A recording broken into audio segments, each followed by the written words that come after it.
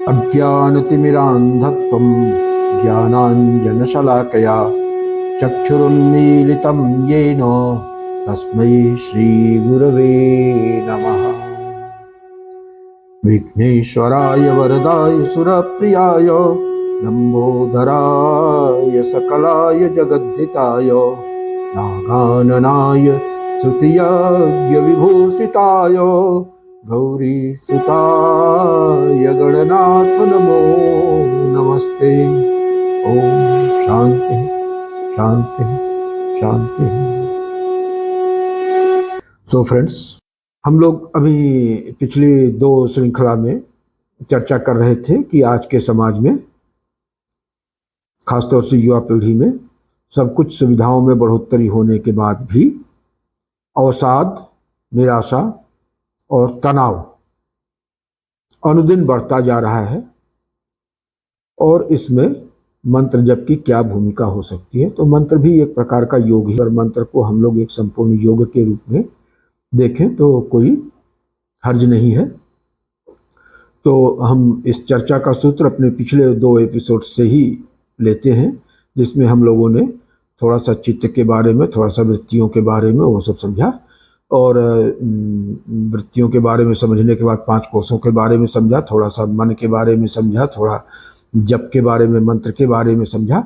हम चित्त को समझने के प्रयास में एक चीज़ और ध्यान देने की होती है कि चित्त में जिस तरह से 5 प्रकार की वृत्तियां होती हैं, जो कि क्लिष्ट और अक्लिष्ट भेद से 10 प्रकार की हो जाती हैं, तो ठीक उसी प्रकार से चित्त की 5 भूमियां भी होती हैं।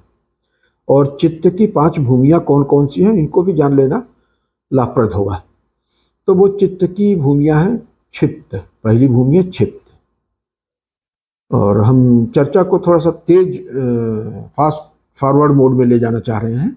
तो क्षिप्त को बहुत परिभाषित न करके सिर्फ इतना समझ लीजिए कि ये डिस्टर्ब्ड माइंड को क्षिप्त आप समझ सकते हैं। और उसी तरह से जो है वो दूसरी भूमि होती है मूढ़।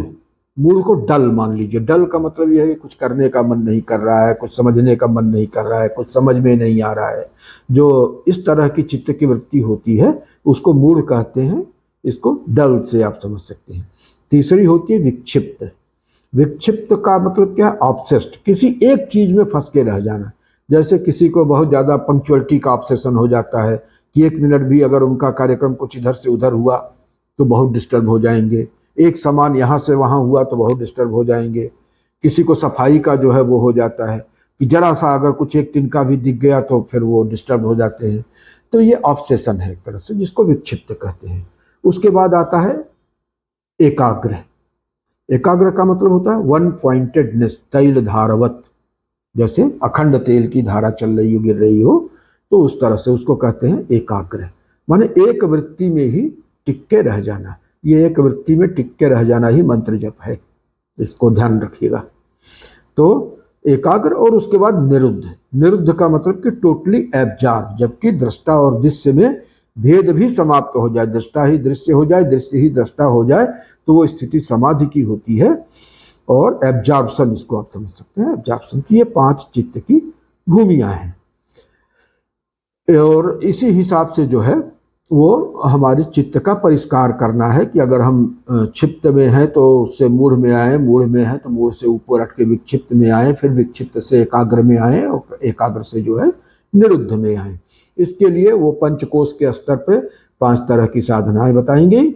और वो 5 तरह की साधनाओं पर भी हम लोगों ने जिक्र किया था लक्ष्य में कि पहला है स्थूल अन्नमय कोश। तो इस जो स्थूल शरीर है हमारा, हाड़ मांस का बना हुआ, अन्न से पोषित होने वाला, तो इस शरीर के लिए जो है पतंजलि योग सूत्र में क्या बताया? आसन बताया।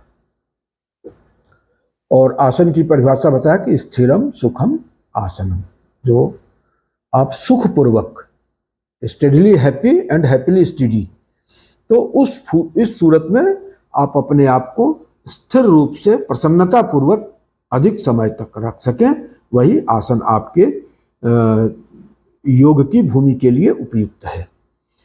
और आसन का परिणाम क्या है ये भी जान लेना बहुत जरूरी कि आसन क्यों इतना आवश्यक है। तो महर्षि पतंजलि ने बताया कि ततो द्वंद्वान अभिघातम, द्वंद्व का अभिघात सहन करने की क्षमता आ जाती है, फोर्टिफिकेशन हो जाता है कि शीत का, ताप का, सुख का, दुख का, लाभ का, हानि का, ये जो जीवन के द्वंद्वात्मक भाव हैं, ये द्वंद्वात्मक भाव उसको प्रभावित नहीं करते हैं। वो सम स्थिति, मन का संतुलन बनाए रखता है। इक्वानिमिटी ऑफ द माइंड जो है वो उस स्टेट को वो रिटेन कर सकता है, यद्यपि कि द्वंद्वों का आघात उसके ऊपर पड़ता रहेगा, बावजूद उसके वो विचलित नहीं होगा। ठीक है ना। तो तम विद्यात दुख संजोगात वियोगम योग संगीतम।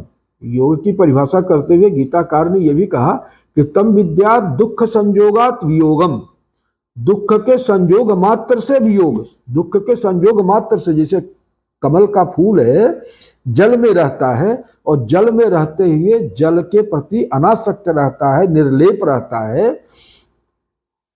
इसका मतलब यह नहीं कि जल के प्रति उसके अंदर भावना नहीं है या जल से वो पोषण नहीं प्राप्त करता, उसको जल से निकाल दीजिएगा तो कुम्हला जाएगा। बावजूद उसके जल में रहते हुए भी जल से असंपृक्त रहता है, अप्रभावित रहता है, निर्लेप रहता है। तो ये प्रवृत्ति जब आ जाती है, संसार में रहते हुए संसार के द्वंद्वात्मक भावों से निर्लेप रह के अपने मन की सम स्थिति को बनाए रखना, तो यही योग की सर्वोच्च अवस्था है। तो आसन का पहला मतलब महत्व ये है, पहला और सबसे प्रमुख महत्व ये है कि शरीर के अंदर द्वंद्वों के सहन करने की ऐसी क्षमता उत्पन्न हो जाती है कि विद्यात दुख संजोगात वियोगम योग संगीतम सनिश्चयेन योक्तव्य योक्तव्यम योग निर्विण्य चेतसा। तो उस योग को करने की आवश्यकता है जिस योग के करने से दुखों के सागर में आकंठ निमग्न रहते हुए भी, दुखों के संस्पर्श मात्र से भी आदमी अपने आप को बचा ले जाता है, तो वो हुआ योग। ऐसा नहीं कि जहां कोई दुख ही नहीं है उसके बीच में रह रहे हैं और हमको दुख नहीं हो रहा है, तो इसमें कोई तारीफ की बात नहीं है। ये संसार है ना, जब हम संसार में आए हैं तो संसार का मतलब ये है कि द्वंद्वात्मक स्थितियां, यहाँ सुख होगा तो दुख होगा, धूप होगी तो छांव होगा, सूखा होगा तो बारिश होगी, ये द्वंद्वात्मक भाव ही संसार है। तो इसलिए यहाँ पे ये मान के चलना कि हमें दुख नहीं मिलेगा, लेकिन चाहे जितना भी दुख आए, जितने भी थपेड़े आए, जितने भी झंझावात आए, सबके बीच से अगर उसके संस्पर्श को होने की अनुमति न देते हुए, उससे पूरी तरह से अप्रभावित रहते हुए अगर आदमी अपने मानसिक संतुलन को बनाए रखता है, तो यही योग है। तम विद्यात दुख संयोगात वियोगम योग संगीतम। और इतना ही नहीं, एक श्लोक में कहा कि इहैव तैर्जितः सर्गः येषां साम्ये स्थितम मनः। द्वंद्वात्मक भावों के बीच में जो अपने मन के संयम को, साम्य को बनाए रखने में सफल होता है, निर्द्वंदम ही महाबाहो सुखम बंधात प्रमुच्यते। ऐसा व्यक्ति ही निर्द्वंद हो सकता है, माने बाहर के द्वंद्वों को अंदर न प्रवेश करने दे। जब अंदर द्वंद्व नहीं प्रवेश कर पाएगा तो आप निर्द्वंद रहेंगे अंदर से, बाहर चाहे जितने भी द्वंद्व हो। तो इसलिए निर्द्वंदम ही महाबाहो, ऐसा व्यक्ति, ऐसा योगी जो बाहर के द्वंद्व को अंदर नहीं प्रविष्ट होने देता है, वह जो है आसानी से इस संसार के बंधन से मुक्त हो जाता है। तो ये होगी आसन की महत्ता। प्राणायाम के बारे में पिछले वीडियो में चर्चा हो चुकी है कि इससे जो है प्रकाश, जो आत्मा का अपना स्वरूप है, प्रकाश के ऊपर जो भी आवरण है, कोष है, वो क्षीण हो जाते हैं और क्षीण होने के कारण जो है प्रकाश हर तरफ जो है वो जाने लगता है, सभी इंद्रियों तक प्रकाश पहुंचने लगता है। तो ठीक ठीक ग्रहण होता है संसार का और संसार की वस्तुओं का, सभी कुछ का यथारूप ग्रहण होता है। अयथारूप ग्रहण करने के ही कारण तमाम तरह के व्युत्पात खड़े होते हैं। यथारूप अगर हम चीज़ों को समझने लगते हैं तो कोई दिक्कत नहीं होती। तो ये प्राणायाम की बात होगी। इसी तरह के बाद प्रत्याहार का नंबर आता है। प्रत्याहार का मतलब हो गया कि मन जो विषयों की तरफ जा रहा है, विषयों को समाहित करने वाली वस्तुओं की तरफ जा रहा है इंद्रियों के मार्ग से होकर के। मन जो है यहाँ पे स्थित है, हमारे अंदर स्थित है, और वस्तु बाहर स्थित है। वस्तुओं के भोग से हमको ऐसा ये धारणा हो गई है कि वस्तुओं के भोग से हमको सुख मिलेगा, तो हमारा मन जो है इंद्रियों के मार्ग से वस्तुओं की तरफ धावमान होता रहता है। और इसी गति को रोक देना है कि वो जो है इधर से उधर न जाए, बल्कि वस्तु जो है से मन उठ करके इंद्रियों में आए, फिर इंद्रियों से उठ करके मन में जाए, और फिर मन से उठ करके वो आत्मा में सन्निहित हो जाए। तो एक जो है वो प्रवृत्ति मार्ग है, जिसमें कि आत्मा जो है वो मन के माध्यम से, इंद्रियों के द्वार से, विषयों की प्राप्ति के आशय से वस्तुओं तक पहुंचती है। और इसका प्रतिकूल क्रम जो निवृत्ति मार्ग है, वो निवृत्ति मार्ग ये है कि वस्तुओं से जो हमारी आत्मा मन बन करके इंद्रियों के मार्ग से विषयों के भोग की प्रत्याशा में वस्तु में जाके सीमित हो गई है, वो वस्तु से उठ करके इंद्रियों में आए, फिर इंद्रियों से उठ के मन में आए, और फिर मन से भी ऊपर उठ करके आत्मा में समाहित हो जाए। तो ये प्रत्याहार। तो प्रत्याहार में पहली चीज ये होती है कि विषयों से इंद्रियों को अलग करना। जो इंद्रियां विषयों की ओर धावमान है, वो इंद्रियां अब विषयों की तरफ उनकी गति न रह के प्रतिकूल गतियों की मन की तरफ हो जाएगी। तो आत्मचिंतन में हम आ जाएंगे, हम आत्मावलोकन में आ जाएंगे। तो इसको कहते हैं प्रत्याहार। अब जब इंद्रियां जो है वस्तुओं और विषयों से हट के अपने अंदर आ गई, तब अब मन जो है वो अपने आप को देखना शुरू करेगा, वो सेल्फ रेफरल हो जाएगा। और जब ये सेल्फ रेफरल होता है तो वहीं से ध्यान की प्रक्रिया शुरू होती है। उसमें भी ध्यान की विषय वस्तु बदलती रहती है, लेकिन जब इसमें स्थिरता होती है, इसमें परिपाक होता है और एक बिंदु पर केंद्रित हो जाता है, तो वो ध्यान होता है। और फिर उसके बाद जब उसी में एब्जॉर्ब हो जाता है कि ध्येय और ध्याता का अंतर समाप्त हो जाता है, तो समाधि की स्थिति होती है। समाधि की स्थिति में क्या होता है कि विवेक ख्याति उसका का। विवेक ख्याति का मतलब कि आत्म और अनात्म के बीच में अंतर स्पष्ट हो जाता है कि आत्म स्वरूप क्या है और अनात्म स्वरूप क्या है। और जब अनात्म स्वरूप को आदमी जान लेता है तो अनात्म स्वरूप से उसका मोह भंग हो जाता है और आत्मा में आके स्थित हो जाता है। और ये स्थित हो जाना ही मोक्ष है।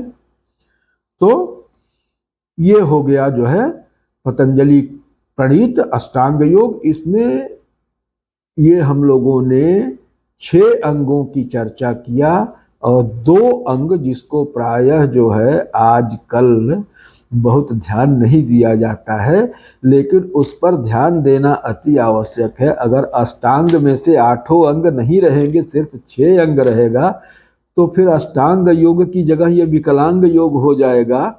ये ध्यान देने की बात है।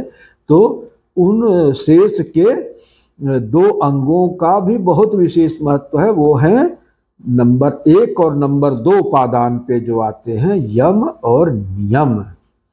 यम का मतलब डू नॉट्स है और नियम का मतलब डूज है। कुछ नहीं करना है बताया गया, और कुछ करना है ये बताया गया। जो नहीं करना है वो बिल्कुल ही नहीं करना है, क्योंकि उनके नहीं करने से नुकसान होना ध्रुव है। और अगर आप जो नियम बताए गए हैं उनका पालन आप करते हैं तो उसका लाभ आपको मिलेगा। लेकिन अगर आप उन नियमों का पालन नहीं करते हैं तो आपको उसका लाभ नहीं मिलेगा। लेकिन यम और नियम में अंतर यह है कि अगर आप नियम का पालन करेंगे तो आपको लाभ होगा, नहीं करेंगे तो नहीं होगा। लेकिन दोनों ही स्थितियों में आपको हानि कोई नहीं होनी है। लाभ हो लाभ ना हो ये तो ठीक है, लेकिन हानि आपको किसी भी तरह से नहीं होनी है। किंतु जो यम है, जो डू नॉट्स हैं, अगर डू नॉट्स का पालन आप नहीं करते हैं तो लाभ की तो दूर दूर तक कोई भी संभावना नहीं है, लेकिन हानि जो है वो ध्रुव है, हानि निश्चित रूप से होगी। इसलिए यम का पालन नितांत आवश्यक है। अगर आप नियम का पालन करते हैं तो ये डिजायरेबल है, लेकिन यम का पालन एसेंशियल है। इस बात को समझना बहुत जरूरी है। तो इसलिए 5 यम बताए गए हैं, 5 नियम बताए गए हैं। अहिंसा, सत्य, अस्तेय, ब्रह्मचर्य, अपरिग्रह, ये 5 जो है यम है। और शौच, संतोष, तप, स्वाध्याय, ईश्वर प्रणिधान, ये 5 नियम है। तो 6 अंगों की जितनी महत्ता है उससे कम महत्ता जो है वो यम और नियम की नहीं है। और यही जो बहिरंग योग है पतंजलि योग का, जिसमें कि यम, नियम, आसम, प्राणायाम, प्रत्याहार, ये 5 आते हैं। इन्हीं 5 को अगर पतंजलि योग से हटके हम लोग उपासना योग, भक्ति योग, ज्ञान योग में आते हैं तो इनको कर्म से और उपासना से प्राप्त किया जाता है। कर्मणा चित्त शुद्धि। और उपासना से क्या होता है? एकाग्रार्थम उपासना, एकाग्रता की सिद्धि के लिए, चित्त की एकाग्रता की सिद्धि के लिए उपासना की जाती है। और बाकी काम जो है वो धारणा, ध्यान, समाधि यहाँ पे करता है अष्टांग योग में पतंजलि के। और वही जो है अद्वैत वेदांत में, अन्यान्य योग में जो है वो श्रवण, मनन, निधिध्यासन करता है। श्रवण से क्या होता है कि श्रवण से जो है वो ज्ञान की प्राप्ति होती है, लेकिन ज्ञान की प्राप्ति होने के बावजूद भी संशय की निवृत्ति नहीं होती है। संशय जन्य ज्ञान रहता है। जब मनन पे आदमी आता है तो मनन से जो है संशय की निवृत्ति होती है। मननात् संशय निवृत्ति ही। और जब निधिध्यासन पे जाता है तो निधिध्यासन से वासना की निवृत्ति होती है। और जब वासना निवृत्त हो जाती है तब जाके जो है चित्त की पूर्ण शुद्धि होती है। और चित्त जो ही पूर्णतः शुद्ध हुआ वहीं वो चित्त रूपता को प्राप्त हो जाता है, आत्मस्वरूप को प्राप्त हो जाता है, प्रकाश स्वरूप को प्राप्त हो जाता है, सर्वव्यापक हो जाता है, सर्व प्रकाशक हो जाता है। और इस प्रकार से जो है ये हुआ योग दिवस के अवसर पर योग संबंधी परिचर्चा। अब इसके अगले अंक में हम लोग जो है अपने पुराने प्रश्न कि इतना तनाव क्या है, इतना जो है वो अवसाद क्यों है और उसका किस तरह से निवारण किया जाए, इस पे हम लोग अगली कड़ी में चर्चा करेंगे। आज इस चर्चा को यहीं विराम देते हैं। ओम पूर्णमदः पूर्णमिदं पूर्णात् पूर्णमुदच्यते पूर्णस्य पूर्णमादाय पूर्णमेवावशिष्यते। ओम शांति शांति शांति। तो फ्रेंड्स, ये वीडियो अगर आपको अच्छा लगा तो आप इसे लाइक करें, शेयर करें, चैनल को सब्सक्राइब करें, अधिकाधिक लोगों तक पहुंचाएं और इस सनातन शक्ति से अपने राष्ट्र को सिंचित करें, उसको ऊर्जान्वित करें, उसको प्राणान्वित करें, उसको ऊर्जस्वित करें और वाइब्रेंट बनाएं उसको। इन्हीं शब्दों के साथ सर्वे भवन्तु सुखिनः, सर्वे सन्तु निरामयाः, सर्वे भद्राणि पश्यन्तु, मा कश्चित् दुःखभाग् भवेत्। ओम शांति शांति शांति।